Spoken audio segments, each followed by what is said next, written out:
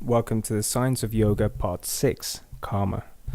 To explain karma, let's take the story of a man called Joseph. Now, Joseph has fantasies about getting rich too quickly. He has these wild visions of freedom and is frustrated with his life as it is. So he went online and started to make deals with people, offering him almost too good to be true, get-rich-quick schemes. And Joseph then invests a lot of money into each of these schemes and waits patiently for their return. Days and weeks go by. Now Joseph is getting impatient and decides to follow up on all of his leads, but to his horror he realizes that he's been scammed, shortchanged. In fact, every investment he made turned out to be a farce. So he thinks to himself, this is just bad karma. Everyone I deal with ends up being a fake.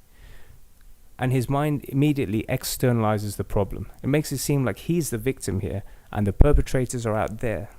But if we take a closer look at the problem, there is a very important lesson to be learned, which is, of course, not out there, but is within Joseph.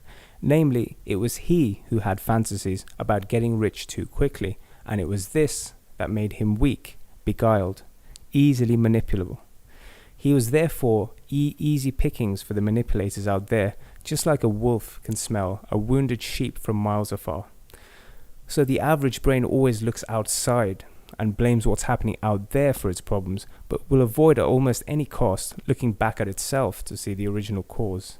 And this applies in some ways to most of our problems. Of course, there are bad things out there, but the question is, what are we doing in relation to them? As soon as Joseph comes to his senses and sees the truth of his own beguilement, he'll have learnt his lesson.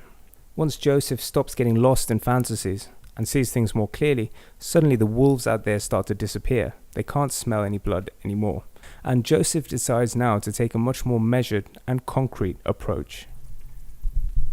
Subscribe to Infognostica to get regular updates to enlighten you and your family.